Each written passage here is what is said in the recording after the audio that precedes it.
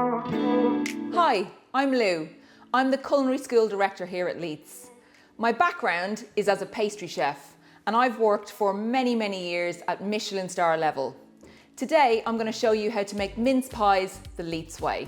I learned these skills from my mum, the queen of mince pies, and to be fair, she really is. Between her and her best friend, they make dozens and dozens throughout the whole of December, which get shared with all of their family and friends. And at Leiths, we believe in passing on proper skills like these, especially at Christmas.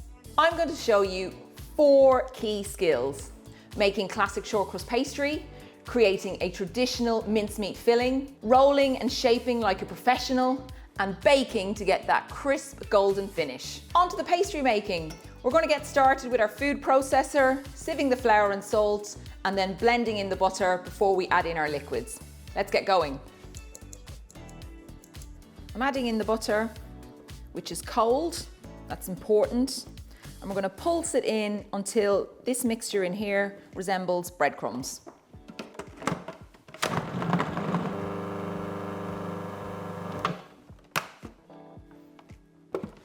If we take a look inside carefully, what we're looking for is a smooth mixture with no lumps of butter, and it should have a kind of a slight yellow hue. This is pretty much almost there. There are parts of it that just have some slightly larger lumps of butter that I would like to get rid of before we move on to the next stage.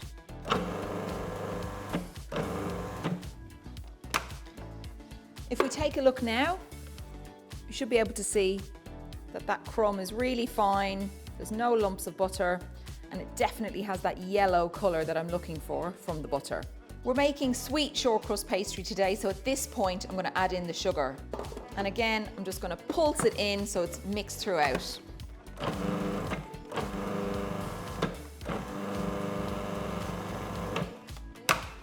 Right.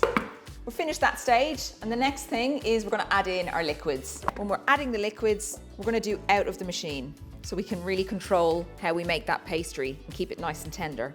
The last thing you need to do at this point is just have a little check through. Again, we just want to double check that we haven't got any lumps of butter in there.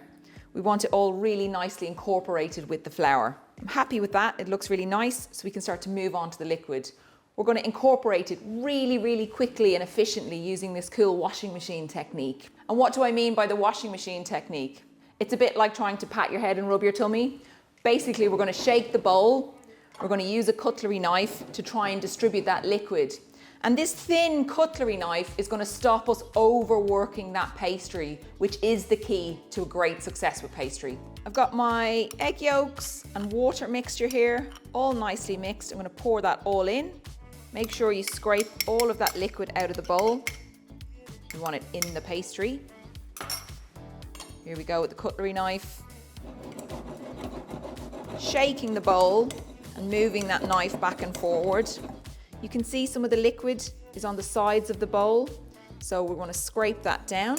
And what I'm looking for now is, as that liquid's gone in, trying to get this mixture to come together, so it should look less floury.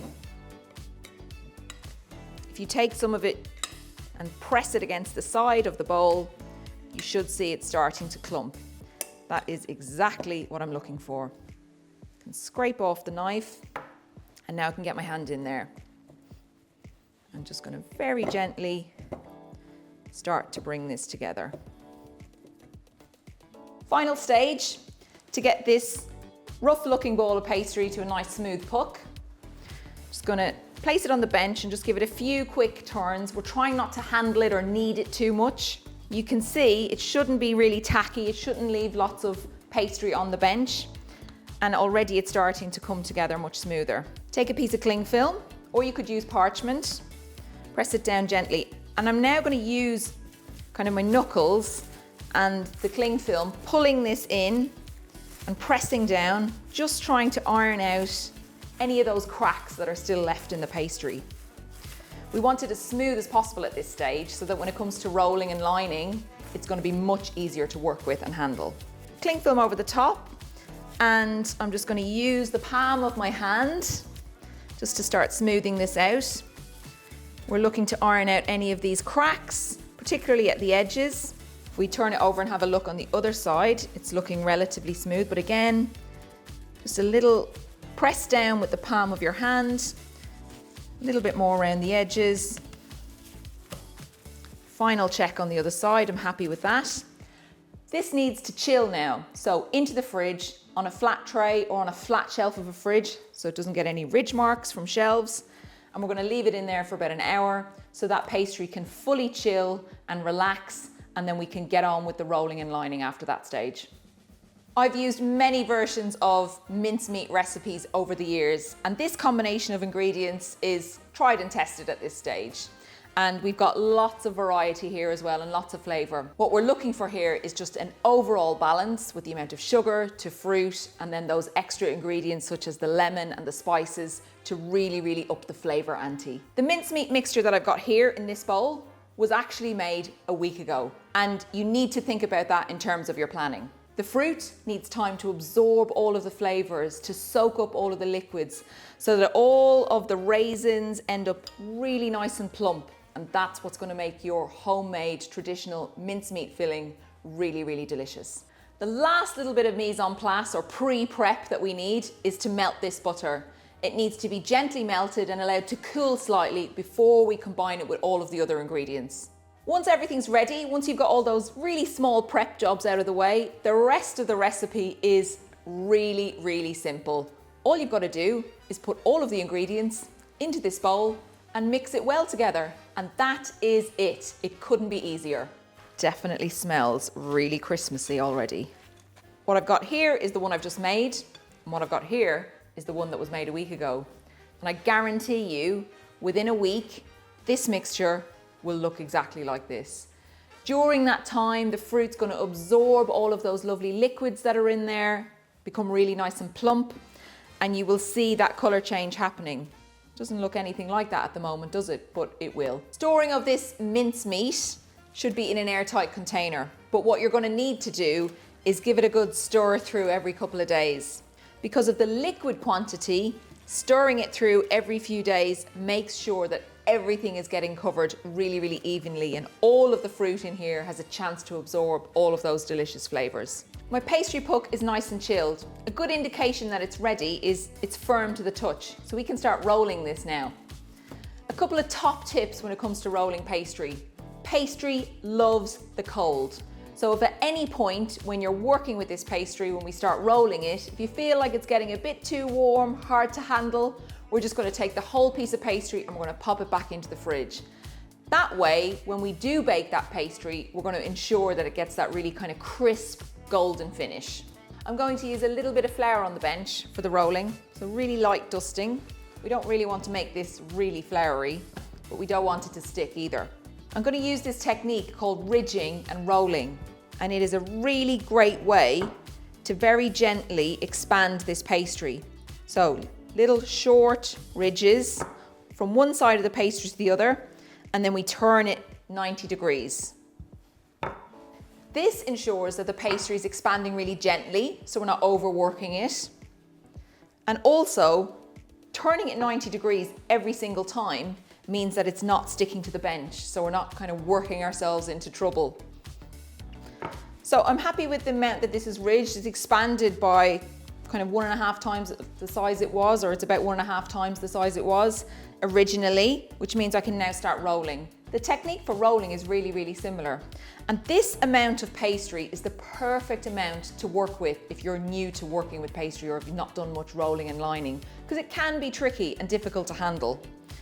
I'm rolling from one side to the other, and then I'm very carefully turning it 90 degrees.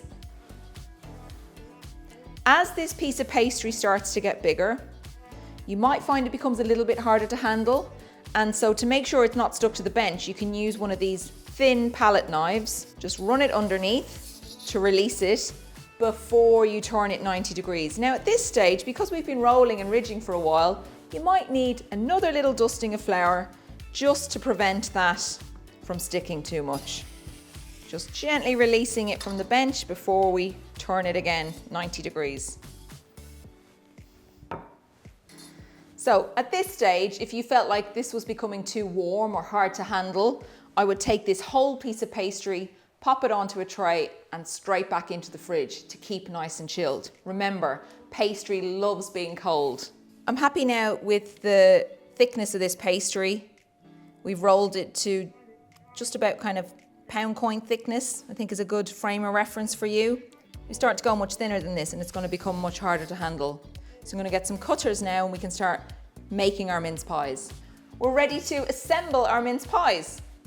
I've got here a couple of examples of different size muffin trays, but basically you can use whatever you've got. So I'm going to show you how to do some larger ones, and then we've got this really cute little mini muffin tray that we're going to use to make some individual ones. What other equipment do I need? Well, I do need some cutters, so I need two sizes, a bigger one, so that's going to be the bottom of your mince pie, and then a smaller one for the lid. For the mini muffin tin, slightly different. I've got the cutter for the base, but I'm going to use a star cutter and place a little piece of star pastry on top. You can use whatever you want though. Christmas trees, other types of star, whatever you want. Could be chef's choice really. Even if the tins you're using are non-stick, I would suggest giving them a very light little greasing. I've got some oil spray here, but you could use a flavourless vegetable oil, little drop, and just rub it around with some kitchen paper. If you've got this, just a little light spray in each muffin tin. And that's going to stop that pastry from sticking when it bakes. I'm going to take my large cutter, pressing down firmly to release. To lift the pastry, I am going to use my little palette knife, make sure it's released from the bench, and then very carefully lift it up. This then will be placed down into the muffin tin ever so gently. I'm just easing it down into the corners, trying not to stretch it too much. It should naturally find its way down. If you get any kind of air pockets underneath, you can just lift the pastry gently to allow that air to release before placing it back down. Muffin tray nicely lined with the bottom of the pastry case, and now we're ready to fill. So we've got this delicious filling. What we want to make sure we don't do is fill these little cases right to the top. Just take a little bit on the spoon at a time. Try and make sure when you've got the spoonful that you've got a nice mixture of the filling along with all of that lovely liquid. What you don't want is just to fill it with that liquid, because then that will be really molten when it goes into the oven. Carefully placing it down into the pastry case, trying not to get it on the sides, and we're looking to fill these 3/4 of the way. So you can see that we'll have a little gap at the top, and do take your time at this stage, make sure you get it right, but you're filling them to about that level. Muffin case is nicely filled. We're ready to move on to the final stage, get that lid on. In order to get the lid to seal to the pastry case, I've got a little pot of water. I'm just going to dampen my finger and just very carefully run it around that top edge. Again, being really careful that we're not saturating it with water. You could use egg if you wanted to, but water will work just as well. We're taking that lid, placing it on top and allowing it to just fall inside that bottom piece of pastry. The water that we've added is going to help it to seal, and I'm just gently pressing them together. So taking that lid of pastry, sitting it on top, and just making sure that it sits just inside that first piece of pastry that you put in. We've got that little bit of water around the edges, and you can see I'm just using my finger to very gently press those two pieces of pastry together, and that will seal it really nicely. And that is your mince pies fully assembled. The last thing we need to do is take a small sharp knife and make a few incisions into the top. I'm going to do 3. This is going to allow any steam that's created to escape. So it's important to note that you're piercing through that pastry. That's what's going to allow the steam to escape.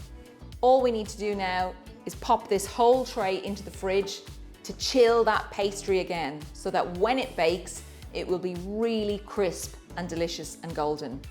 If we chill them down really nicely for about 30 minutes and then bake them, we'll get the perfect mince pie. Pastry loves the cold.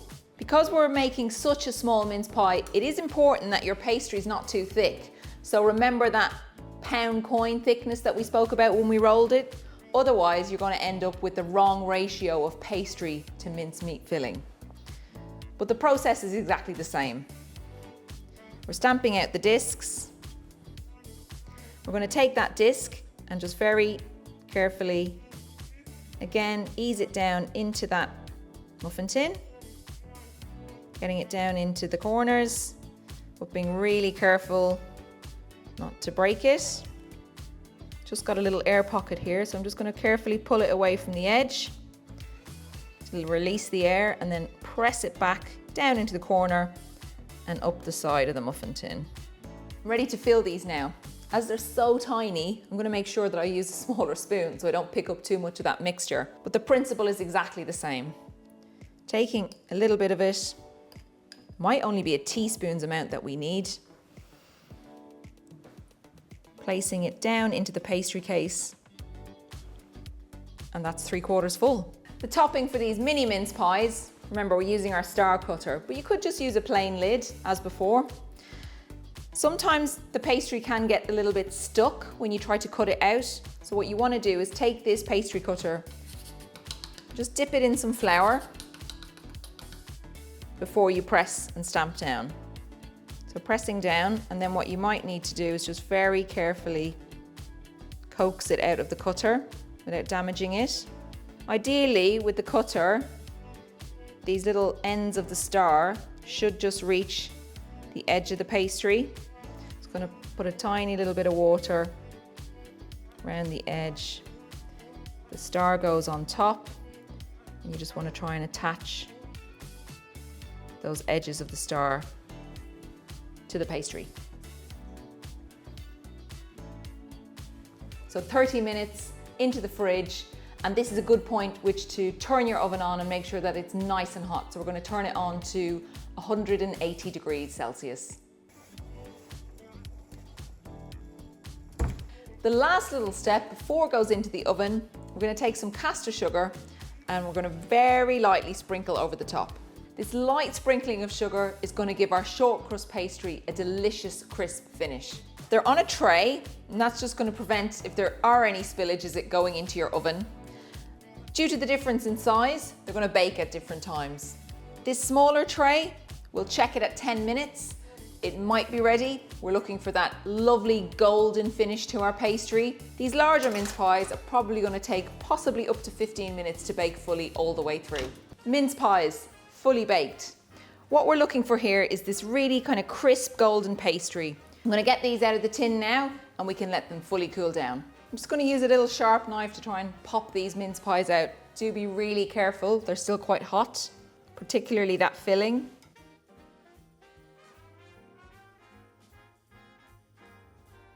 And there you have it, a classic Leiths mince pie made with delicious short crust pastry. I'm going to serve mine while they're still warm with a generous dusting of icing sugar.